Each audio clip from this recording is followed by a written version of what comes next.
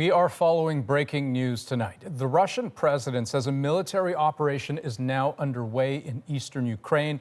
Ukraine's foreign minister calls it a full-scale invasion and says the time for the world to act is now. Prime Minister Justin Trudeau has condemned what he calls an egregious attack. Our reporters in Ukraine, in Russia, and in Washington are ready with the latest in this fast-moving story.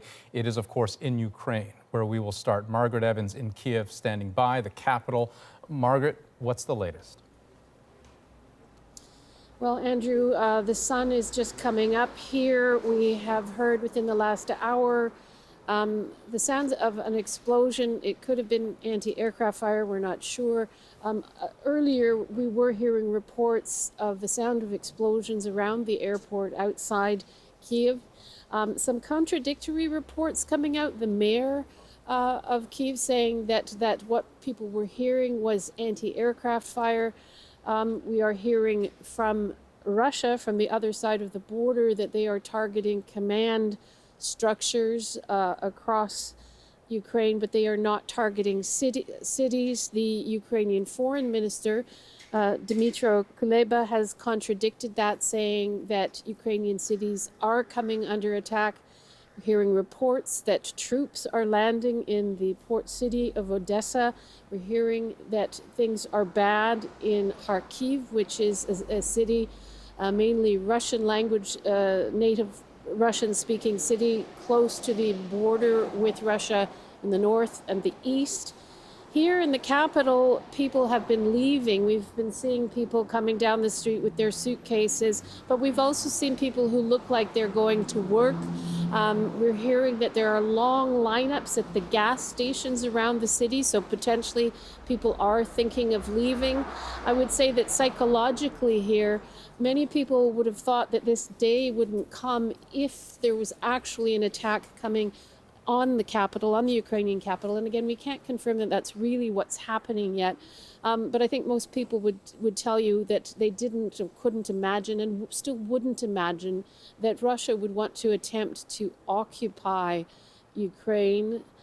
Certainly they would believe that Vladimir Putin is interested in potentially regime change here. And some people thought that he would attempt to do that by squeezing this country rather than launching a full-scale military operation, because we've seen a lot of hybrid warfare.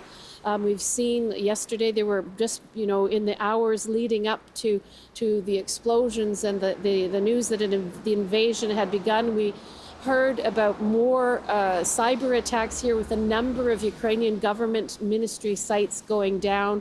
That's been happening in the days leading up to that. And of course, the economy here has been suffering. You've seen some businesses leaving the country. You've seen even before today's operation, you saw some major airlines starting to cancel their flights to Ukraine. And a destabilization in terms of psychological warfare, people really not knowing what to expect, whether there was an invasion, whether there wasn't, and it was starting to really fray on people's nerves. So it's still very, very early days, early hours here. We're waiting to see what developments come. And of course, we're watching social media to see what people are saying in other parts of the country as well.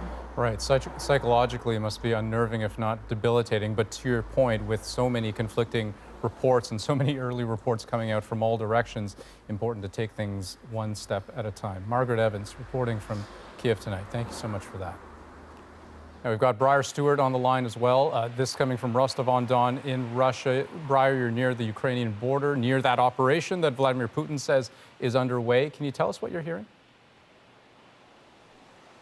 Well, what the Russian Defense Ministry has said is that they're taking targeted strikes against Ukrainian military installations. But of course, as you heard Margaret say there's conflicting information about, what is being hit and whether or not cities are under attack. As far as the picture here, we know that the airspace has been closed not only over Ukraine, but over the bordering region as well. So where I am in Rostov-on-Don, it's also been closed a little further to the west in Sochi. And so you have a rapidly developing situation. And this really all started after President Vladimir Putin had a speech that was aired on Russian television early this morning. And it was a speech, I should mention, that wasn't live. And Russian media is actually reporting that it was recorded 3 days ago on February 21st. And in that recording that was aired, it is essentially a declaration of war. He talked about how Russia could not live with the threat of Ukraine and that Ukraine had to be demilitarized. He then went on to talk about how if there was any kind of interference from the West, anything at all, Russia would hit back, and that he hopes the West hears that warning because plans were already in the works. So it was a very, chilling message really to hear. And then after that, that's when we started getting all of these reports of explosions in so many different cities across Ukraine.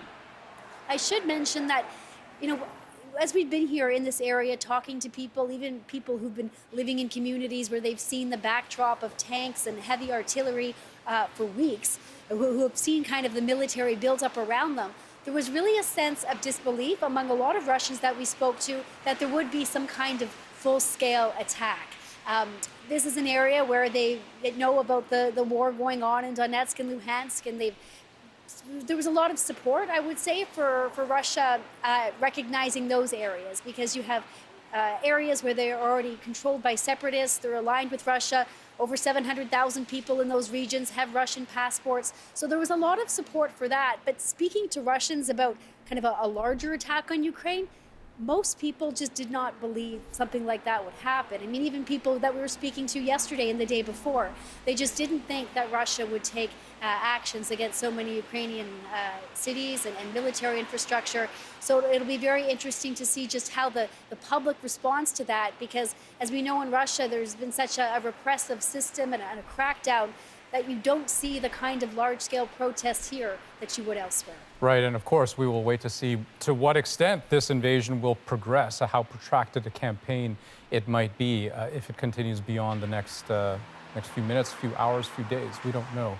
Briar Stewart reporting from Rostov-on-Don in Russia. Thank you.